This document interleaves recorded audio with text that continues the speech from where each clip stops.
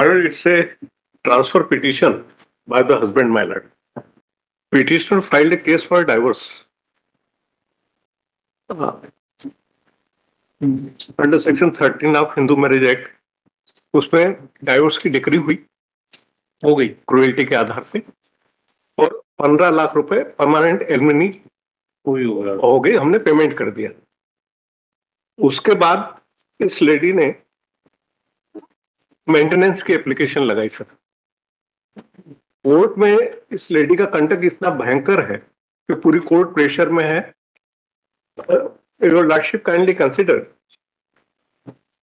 Annex P1 sir, दिनांक 30/9/19 को मेरे द्वारा ही आदेश पत्रिका लिखी जाने के पश्चात प्रस्तुतकार को प्रकरण दिया गया। उसके पश्चात प्रतिपक्षी संगीता उपस्थित हुई, उसने आदेश पत्रिका देखी और उस पर कुछ लिखने का प्रयास किया।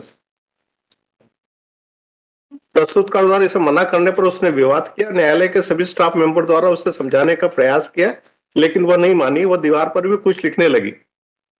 इन सब बातों का उल्लेख करते हुए हस्ताक्षर युक्त आवेदन पत्र श्री सोनी प्रस्तुतकार द्वारा प्रस्तुत किया गया था। इस आवेदन पत्र विचार किया जा रहा है। मामले के अवलोकन से यह पाया जाता है कि माननीय उच्च न्यायालय द्वारा अपील क्रमांक सचिन से निर्णय देने के द्वारा इस मामले का निराकरण आदेश की प्रति प्राप्त होने के 3 माह के भीतर करने का निर्देश दिया गया था। सर फिर आप सेकंड पेज पे देख लें, ये तो फैक्ट्स लिखे हैं। प्रस्तुतकार श्री सोनी द्वारा पूरे स्टाफ के लोगों के हस्ताक्षर युक्त प्रस्तुत आवेदन पत्र पर विचार करने से स्पष्ट रूप से यह पाया जाता है प्रतिप्रार्थी न्यायालय में अनावश्यक विवाद करती है।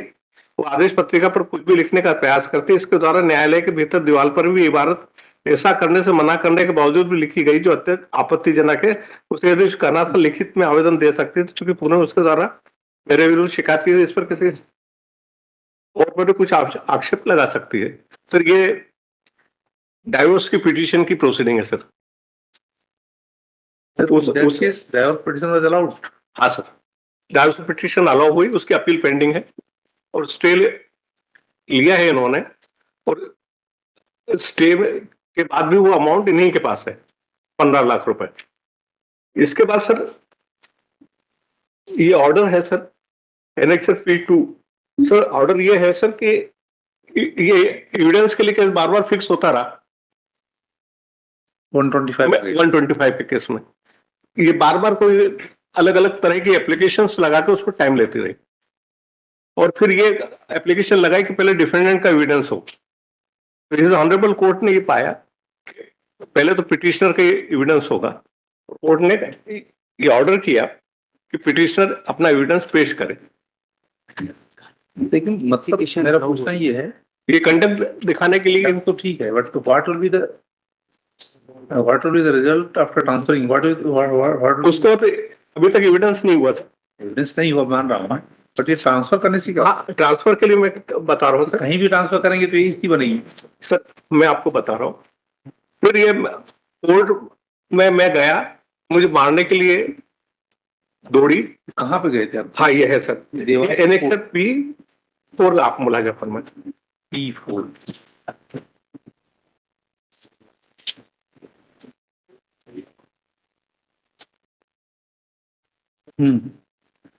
यह कि प्रकरण में पेशी दिनांक 17/5/23 नियत होकर प्रार्थनी की साक्ष्य होना थी। न्यायालय श्रीमान द्वारा निर्देश दिए गए थे प्रार्थनी का मुख्य परीक्षण अवश्य रूप से लिया जाएगा तथा तदनुसार यह न्यायालय दोपहर पूर्व उपस्थित रहे। यह कि विपक्षी अपने स्थानीय अभिभाषक के साथ न्यायालय में लगभग 1 बजे उपस्थित हो गया था और न्यायालय के समक्ष जाकर उपस्थिति की सूचना दी थी। यह कि प्रार्थनी संगीता लसोट दोपहर 1 बजे तक न्यायालय में साक्ष्य तो उपस्थित नहीं हुई। इस कारण विपक्षी दोपहर से 1 से 4 बजे तक 3 बार न्यायालय में उपस्थित होकर निवेदन किया कि वह रतलाम से आता है तथा न्यायालय के आदेश के बावजूद प्रार्थनी साक्ष्य तो उपस्थित नहीं है। यह कि इसके बावजूद न्यायालय द्वारा निर्देश किया गया कि प्रार्थनी प्रत्येक पेशी पर 4 से 5 बजे आती है, इसलिए विपक्षी 5 बजे तक प्रतीक्षा करें। यह कि प्रार्थनी लगभग 4:30 बजे न्यायालय के समक्ष उपस्थित हुई तो साक्ष्य देने के बजाय माननीय न्यायालय ने प्रार्थनी ने एक आवेदन पत्र आदेश दिनांक 13/1/23 का पालन कराए जाने बाबत प्रश्नों का प्रस्तुत किया, जबकि न्यायालय द्वारा दिनांक 31/1/23 के आदेश का पालन करने बाद ही प्रकरण में साक्ष्य लगाना था। यह कि प्रार्थनी के उपस्थित होने पर माननीय न्यायालय ने विपक्षी को न्यायालय कक्ष में बुलाया और प्रार्थनी के आवेदन का जवाब देने मुझे विपक्षी को दिनांक 18/5/23 की पेशी नियत करने हेतु मौखिक निर्देश दिए। फिर सर पैरा 6 में ये कि उनके कुलसिल बाहर आएंगे। विपक्षी ने न्यायालय से प्रार्थना की कि वो अगली पेशी तक जवाब देगा, चूंकि प्रकरण 5 वर्ष से अधिक पुराना है, इसलिए साक्ष्य प्रारंभ कर ली जाए। यह कि विपक्षी द्वारा न्यायालय में साक्ष्य हेतु निवेदन करने का कहा तो न्यायालय में दोनों ही पक्ष की सबको समझाइश दी कि तलाक के प्रकरण का निराकरण हो चुका है और उसमें 15 लाख रुपए स्थायी निर्वाह राशि प्रार्थनी प्राप्त कर चुकी है। ऐसी स्थिति में या तो प्रार्थी ने हाईकोर्ट से उसी प्रकरण की जल्दी सुनवाई करा ले। न्यायालय द्वारा इतना कहते ही प्रार्थी ने न्यायालय के सामने न्यायालय कक्ष में दौड़ लगाने लगी। अनर्गल शब्दों का उपयोग कर न्यायालय के सामने ही न्यायालय के कक्ष में उपयोग कर विपक्षी को गाली गलौज करने लगी और विपक्षी पर न्यायालय कक्ष में उत्तेजित होकर प्रहार करने की कोशिश में। But now the problem is, if you are here for only to transfer the case, then if it is transferred, then what will be the result? Sir इसमें किसी भी कोर्ट में जाएगा तो वही, सर इसमें court it is the court who has to tackle the matter. Sir इसमें दिक्कत यह है कि कोर्ट प्रेशर में है और आप आगे का मैं और प्रोसीडिंग आपको पढ़ के बताता हूँ कि जो भी एप्लीकेशन ये सर एक मिनट आप मेरे को सुन ले। बात आपकी सही है, but it cannot be assumed that court is interested. जो एप्लीकेशन ये लगाती है सर वही ऑर्डर होता है। मैं कोर्ट को बोलता हूँ प्रेशर न रखे, फ्रीली काम करे। सर पर हो नहीं पा रहा। नहीं, मैं दूसरी बात बोल रहा हूँ, ये तो किसी भी कोर्ट में भेजेंगे अपन इसको। देवास की कोर्ट है, देवास से अपन यहाँ बुला लें इंदौर में और भीड़ है। सर इंदौर में ठीक है, दोनों के लिए सुविधाजनक है। बात नहीं है, क्योंकि आप देखो सर मैं आगे और आपको बता रहा हूँ प्रोसीडिंग। मैं तो पढ़ लिया ना पूरा, देख लिया इसको। नहीं ये सर और ये जो पिटिशनर है वो 65 साल का है। Then when court is under pressure, court should request to his PDG, principal judge. नहीं सर पर नहीं हो पा रहा है। आप ये देखें सर डाइवोर्स के केस में तो मैंने आपको बताया सर, तो बता रहे हैं, ठीक है। बट फिर ये देखें सर एनेक्सर, ये कौन सा है? बताएं मैडम, आप बताएं कुछ। हाँ सर, सर मेरा एक मिनट रुक जाए, मेरा आपका सुन ले पहले। मेरा सुन लें आप, फिर आप इनको सुने जरूर। सर ये हमने कुछ डॉक्यूमेंट्स और ऑर्डर्स फाइल किए हैं सर, वो आप मुलाजा फरमाए सर। डॉक्यूमेंट नंबर 7921/23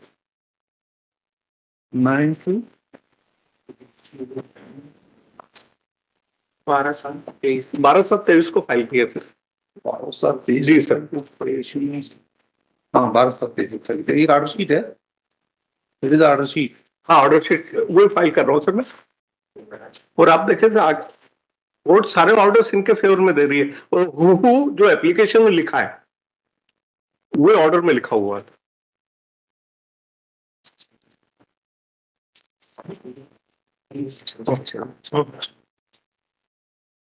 और सर इसमें ये हमने बताया कि हम जिस रास्ते से आते हैं वो 4-5 किलोमीटर दूर है कोर्ट से और कभी भी मेरे पर कोई हमला हो सकता है।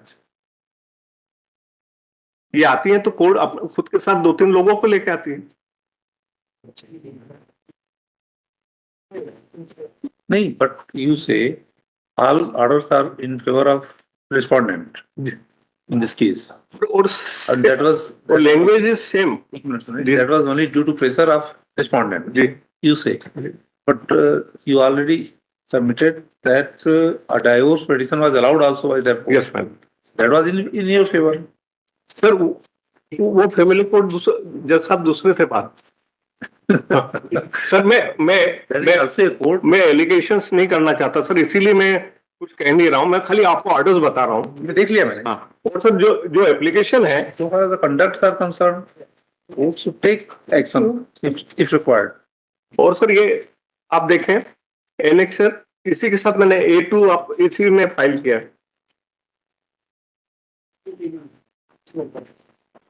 Here she is standing and she is not using one word. They have not said anything. So now conduct can be seen also here. अब ये तो अपन नहीं देख सकते, बोल नहीं सकते कोई ठीक है कुछ कंडक्ट इन्होंने किया होगा, that was written also in that order sheet. But अपन इस आधार पर ट्रांसफर कर दें। If order will go against you, then you can come. Sir आप सुरक्षित है ऐसा तो कहीं भी असुरक्षित है, फिर तो यहाँ इंदौर आना पड़ेगा, वहां से नॉर्मली मैं भी इस पक्ष में नहीं हूँ लेकिन ये केस बिल्कुल फिट केस है सर, जहाँ इस कोर्ट को हस्तक्षेप करना चाहिए। किसी के भी साथ अनजस्टिस नहीं होना चाहिए, नहीं, इनजस्टिस। जस्टिस नहीं होना चाहिए सर्टेनली। आप ये एनेक्सर A2 देखें सर, इसी के साथ जो मैंने फाइल किया, इनकी एप्लीकेशन है E2 कहाँ पे है? सर। ये तो आपने पढ़ा दिया था पहले। ये जो डॉक्यूमेंट मैंने फाइल किया ना, ये एडिशनल डॉक्यूमेंट फाइल किया सर 10/24 को। और तब ट्रांसफर नहीं लिया सर इन्होंने, तब इनको ट्रांसफर नहीं, जज साहब इनके फेवर में दे रहे आपसे थे। जब पूछे तभी बताएंगे, ऐसे बीच में ना बोलें। जी सॉरी। हाँ बताएं, A2 क्या है? 10/24 को फाइल किया। ये इनकी एप्लीकेशन है A2। इसको ट्रांसफर करने से कोई समस्या समाधान नहीं होगी। अपन इस तरह से ट्रांसफर करते रहें केसेस, इस यहाँ की कोर्ट की वहाँ समस्या उत्पन्न होगी। तो सर ये ऑलरेडी केस इनकी रिक्वेस्ट पे रतलाम से ट्रांसफर हुआ देवास, वही क्योंकि ये देवास रहती हैं। नहीं, हम बताएंगे, अब रतलाम से देवास ट्रांसफर हुआ, बट अगर इसको बार बार ट्रांसफर अपन करेंगे तो देवास इंदौर बहुत अंतर नहीं वैसे भी है। जी मैं नहीं समझता हूँ किसकी इतनी आवश्यकता है। सर, आप जो मुनासिब समझे मेरे इंटरेस्ट प्रोटेक्ट करने के लिए और मेरी सुरक्षा के लिए, क्योंकि मुझ पर अटैक हुआ, पुलिस मुझे बाहर तक छोड़ के आई। कोर्ट में मैं कोर्ट को इंस्ट्रक्ट कर देता हूँ, कोर्ट आपको प्रोटेक्शन दे। जी ऐसा मैं कर सकता हूँ, ऑर्डर में कर सकता हूँ, court is directed to protect जी with the help of police.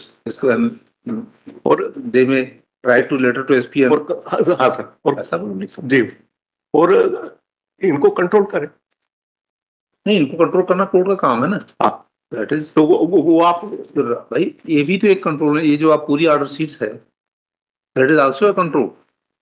ये भी तो इनके अगेंस्ट जाएगी। जो कोई फाइनली जब केस डिसाइड होगा, then order sheet will be considered, all order sheet will consider, but on that basis case will be transferred to that will be problem. कोई भी जज क्या करेगा? इंदौर की स्थिति इतनी खराब, इतनी ज्यादा केसेस यहाँ पर हैं, वहां तो कुछ कम केसेस हैं, अपेक्षा के कम केसेस यहाँ से।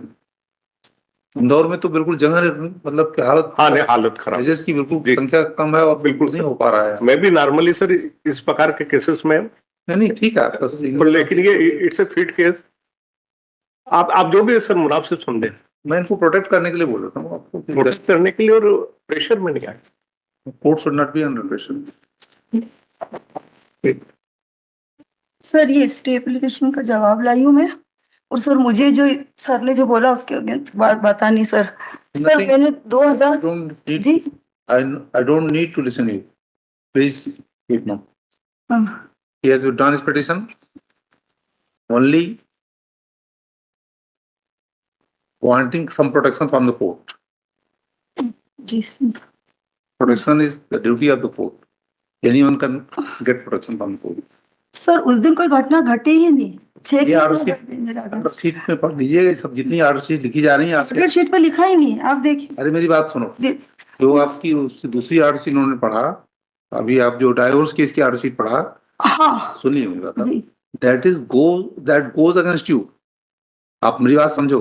ऑर्डर शीट में अगर कुछ भी कोड लिखती है, देन अब आप यहाँ कुछ भी बोलोगे, अगर आपके अगेंस्ट मैं लिखूंगा, that will hamper, that will harass your case also. हाँ आपका केस खराब होगा उससे। इसलिए behave like a man, like a human being in courts. Don't be indiscipline. अगर आप इनडिसिप्लिन का बिहेव करेंगी तो कोर्ट लिखेगी और finally it will shown in your order sheet, in orders. आप समझे बात को? इसलिए आपको सही बिहेव करना चाहिए कोर्ट में, और जो भी है कोर्ट का निर्णय स्वीकार करिए उसको आप। अनावश्यक रूप से जिला चोट करना, मारपीट करना, ये सब चीजें सब आती है। कोई घटना घटी ही नहीं है, मैं भगवान की कसम नहीं, कसम मत खाइए आप। ये तो प्लीज 6 केस लगा दिए सर मेरे अगेंस्ट, क्योंकि इनके पास 15 करोड़ रुपए और मेरे को खाली 15 लाख मिले। तो वो परसों में तारीख थी देवास में, तो 4 बजे आए, फिर यूं करना, फिर सुना ही नहीं, केस बयान नहीं होने दे रहे।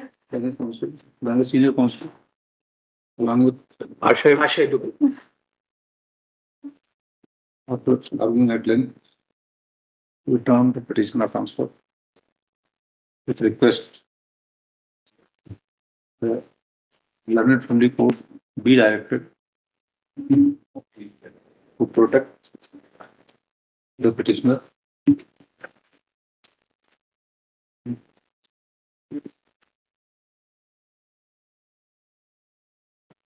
control the proceeding as per law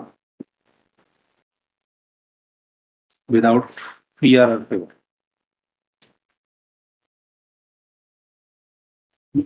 sir ये स्टे का जवाब देना है, नहीं सर।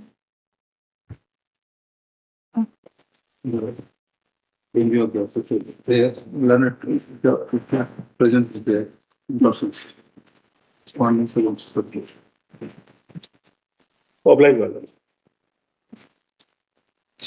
डिसमिस्ड है। मतलब क्या आदेश में समझ नहीं आया सर। उनका आवेदन डिसमिस हो गया है। इस प्रोटेक्शन उनको देने के लिए कोर्ट को इंस्ट्रक्ट किया गया है, उनको प्रोटेक्ट किया जाए और आप कोई भी इस तरह काम मत करें। मेरी व्यक्तिगत सलाह आपको है। जी पर सर वो जज साहब कि तब उन्होंने ट्रांसफर का आवेदन नहीं मांगा क्योंकि सारे आवेदन उनके मंजूर हो रहे थे।